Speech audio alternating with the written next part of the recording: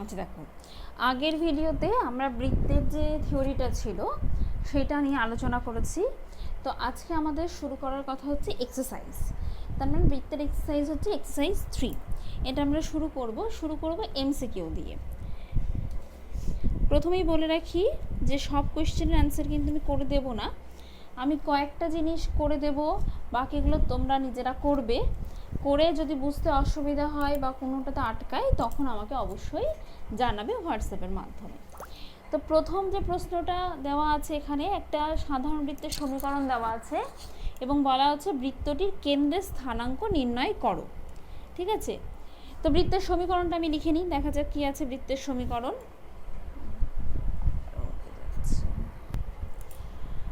তাহলে প্রথমে আমাদের যেটা করতে হবে সেটা হচ্ছে বৃত্তের সমীকরণটা লিখে নেব। কী আছে বৃত্তের সমীকরণ? Lambda x square plus 2 lambda minus 3 y square minus 4x plus 6 minus 1 equals to 0। ঠিক আছে,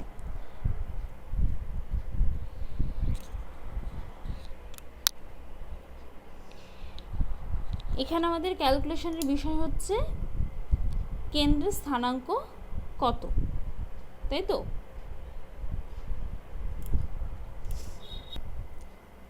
তো সেই জন্য আমাদের প্রথমে যেটা করতে হবে এক্স স্কোয়ার এবং ওয়াই স্কোয়ারের সহগটাকে 1 করতে হবে। তো এক্স স্কোয়ার ওয়াই স্কোয়ারের সহগকে আমি 1 করব, কিন্তু 1 করতে গেলে ল্যামডা দিয়ে ভাগ করতে হবে, তার মানে ল্যামডার ভ্যালুটা ক্যালকুলেট করতে হবে। এবার আমরা বৃত্তের সমীকরণে কি জানি? বৃত্তের সমীকরণে জানি যে বৃত্তের সমীকরণের ক্ষেত্রে কি হয়, এক্স এবং ওয়াইয়ের সহগগুলো সমান হয়। অর্থাৎ আমরা প্রথমেই পেয়ে যাচ্ছি lambda is equal two 2 lambda minus 3, or এখান থেকে আমরা কি বলতে পারি, minus lambda equals to minus 3 or lambda equals to 3। ঠিক আছে, তাহলে ল্যামডা ইকুয়ালস টু 3, তাহলে ল্যামডা ইকুয়ালস টু 3 হয়, তার মানে সমীকরণটাকে আবার রিরাইট করলে দাঁড়াচ্ছে দেখো x square plus y square minus 4/3x, sorry এখানে ওয়াইটা মিস হয়েছে, 6y ছিল, আর 3 দিয়ে ভাগ করলে এটা 2y মাইনাস 1/3 ইকুয়ালস টু 0। তাহলে কেন্দ্রের সমীকরণ আমরা জানি কি, মাইনাস জি কমা মাইনাস এফ। তাহলে এখানে জি ইকুয়ালস টু কত? জি ইজ ইকুয়াল টু মাইনাস 2/3, তাই তো? অর্থাৎ মাইনাস জি হলে এটা হয়ে যাবে 2/3 অনলি, আর এফ ইকুয়ালস টু হবে মাইনাস 1, অর্থাৎ 2/3 comma minus 1। Answer 2/3 comma minus 1, অর্থাৎ এ নম্বরটা আমাদের অ্যান্সার এখানে। ঠিক আছে, আচ্ছা নাম্বার 2, 2 নম্বরের কোয়েশ্চেনটা কী আছে দেখা যাক। সেকেন্ড কোয়েশ্চেনটা বলা আছে একটা বৃত্তের সমীকরণ দেওয়া আছে, বৃত্তের সঙ্গে সমকেন্দ্রিক যে বৃত্ত মূল বিন্দুগামী তার সমীকরণ নির্ণয় করো। আচ্ছা, এখানে সমকেন্দ্রিক কথাটা হয়তো আমি আগে উল্লেখ করিনি, ক্লাস 10-এ তোমরা এই শব্দটা শুনে থাকবে যে যে বৃত্তগুলোর কেন্দ্র একই তাদেরকে বলা হয় সমকেন্দ্রিক বৃত্ত। আচ্ছা, সমকেন্দ্রিক মানে বৃত্ত দুটো সেম হবে, কিন্তু মূল বিন্দুগামী হলে কি হয়, এর ধ্রুবক পদটা থাকে না, অর্থাৎ 20টা এখানে থাকবে না। সেই বৃত্তের ব্যাসার্ধ নির্ণয় করতে বলা হয়েছে। ঠিক আছে, তো এখানে যে বৃত্তটা দেওয়া আছে তার সঙ্গে সমকেন্দ্রিক কিন্তু মূল বিন্দুগামী বৃত্তের সমীকরণটা আমি ফার্স্টে লিখছি। 20টা এখানে থাকবে না, এখানে 0 হয়ে যাবে।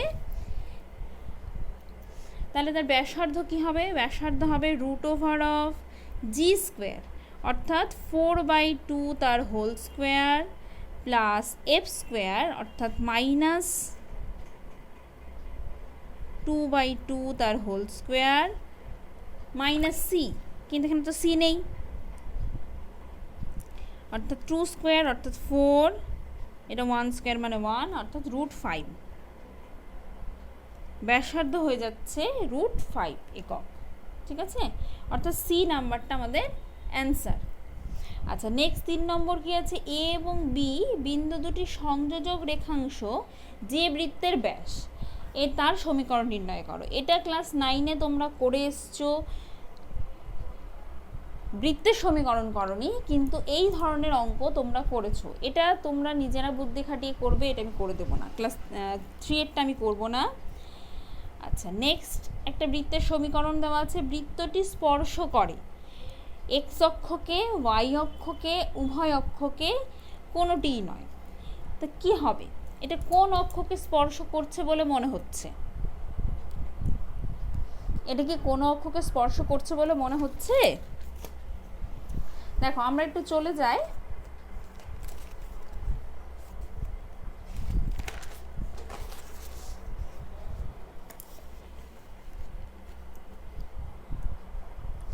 এক্স অক্ষকে স্পর্শ করে এই ধরনের সমীকরণে। এক্স অক্ষকে স্পর্শ করলে কি হচ্ছিল দেখো, x minus alpha square plus y minus beta square equals to beta square. এখানে কি আছে? আর এই ওয়াই অক্ষকে স্পর্শ করলে কি বলছিলাম, x minus alpha square plus y minus beta square equals to alpha square. দেখো তো জিনিসটা এই সমীকরণটার মতো আছে না? X plus two square plus y minus three square plus two square, এরকম টাইপের আছে তো, তাই তো? তার মানে এটা ওয়াই অক্ষকে স্পর্শ করে, অ্যান্সারটা হবে সি। আচ্ছা, নেক্সট 5 নম্বরেরটা একটা সাধারণ সমীকরণ দ্বারা একটি বিন্দু বৃত্ত সূচিত হয় যখন। আচ্ছা, বিন্দু বৃত্ত কাকে বলা হবে? বিন্দু বৃত্ত মানে যে বৃত্তের ব্যাসার্ধের দৈর্ঘ্য 0 তাকে বলা হয় বিন্দু বৃত্ত। যে বৃত্তের ব্যাসার্ধের দৈর্ঘ্য 0 তাকে বলা হয় বিন্দু বৃত্ত। তাহলে এই যে বৃত্তটা দেওয়া আছে তার ব্যাসার্ধ কত? সাধারণ বৃত্তের সমীকরণ দেওয়া আছে, ব্যাসার্ধ মানে √g square plus F square minus c. তাহলে এই ব্যাসার্ধের দৈর্ঘ্য 0, ব্যাসার্ধের দৈর্ঘ্য 0 হওয়ার অর্থ হচ্ছে G square plus F square equals to C. এটা আমাদের অ্যান্সার। তাহলে by F square plus G square is equal to C. ঠিক আছে, এটা কোথায় আছে? সি নম্বর অপশানে আছে, অর্থাৎ সিটা আমাদের এখানে অ্যান্সার। আচ্ছা, নেক্সট আমরা চলে আসছি যে সমবাহু ত্রিভুজের শীর্ষবিন্দুগুলি এত বৃত্তের পরিধির ওপর অবস্থিত তার ক্ষেত্রফল কত বর্গ একক হবে? আচ্ছা, প্রথমেই বলে রাখছি এটা সমবাহু ত্রিভুজ, এটা কিন্তু মাথায় রাখতে হবে। এই জিনিসগুলো কিন্তু খুব ভাইটাল, ঠিক আছে? এই জিনিসগুলো খুবই ভাইটাল। সমবাহু ত্রিভুজের উচ্চতার সঙ্গে বৃত্তের ব্যাসার্ধের একটা ওতপ্রোত সম্পর্ক আছে, তাই তো? এই যে সমবাহু ত্রিভুজ,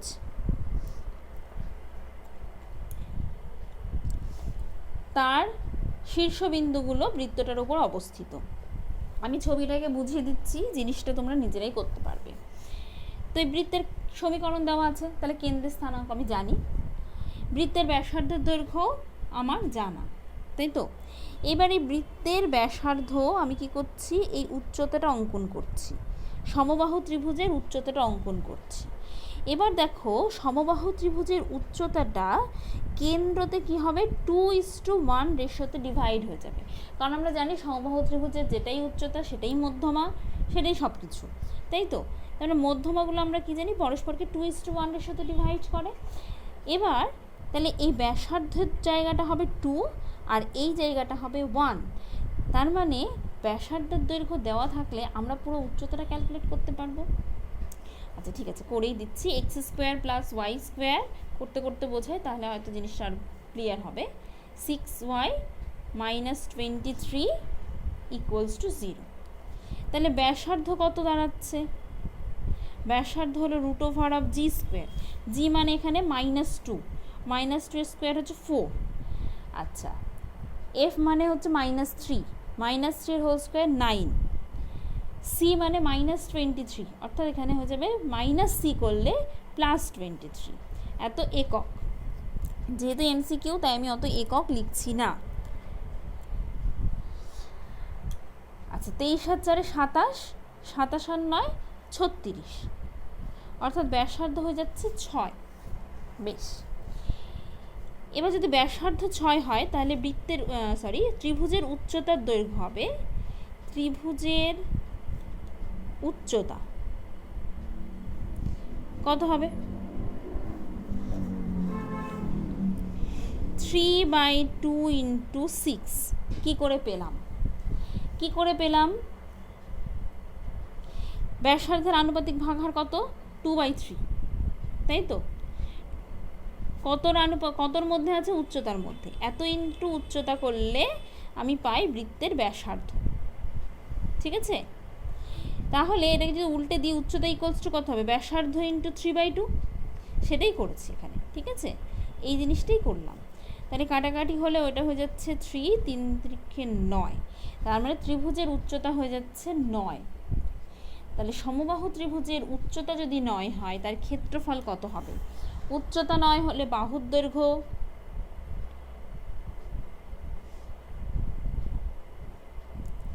উচ্চতা বাহুর দৈর্ঘ্য সম্পর্ক কত?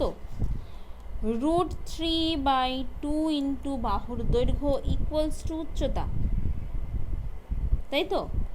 অর্থাৎ বাহুর দৈর্ঘ্য ইকুয়ালস টু 2/√3 ইন্টু 9।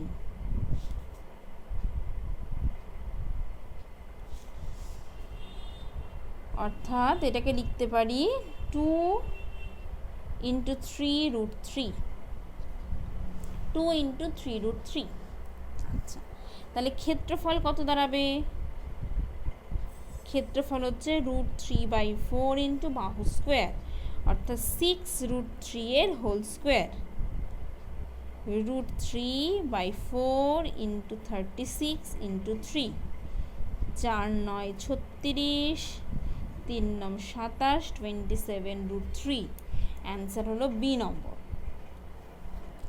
আচ্ছা, নেক্সট চলেছে 7 নম্বর। কোনো বৃত্তের ব্যাসের প্রান্তবিন্দু যথাক্রমে দেওয়া আছে, ওই বৃত্তের কেন্দ্র যদি 2, y হয়, তাহলে x এবং y এর মান যথাক্রমে।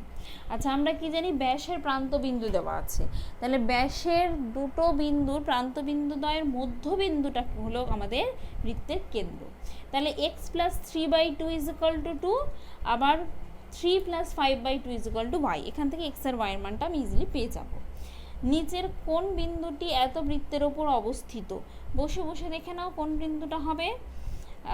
0.3 থাকছে না, 0.2 থাকছে না, -4,0টা থাকছে, তাই তো? -4,0টা কিন্তু থাকছে। আচ্ছা, নেক্সট চলে আসো, নিচের কোন বিন্দুটি এত বৃত্তের ওপর অবস্থিত? এটাও বলতে পারবে, এখানে বিন্দুগুলো বসে বসে দেখলেই বোঝা যাবে। এত বৃত্তের সঙ্গে এক কেন্দ্রীয় এবং তার ব্যাসার্ধ 4 হলে নিচের কোনটি বৃত্তের সমীকরণ হবে? প্রথম বৃত্তটা 10 নম্বর বৃত্তের কেন্দ্র কত? 0,0, ঠিক আছে, অর্থাৎ আদর্শ বৃত্ত হবে।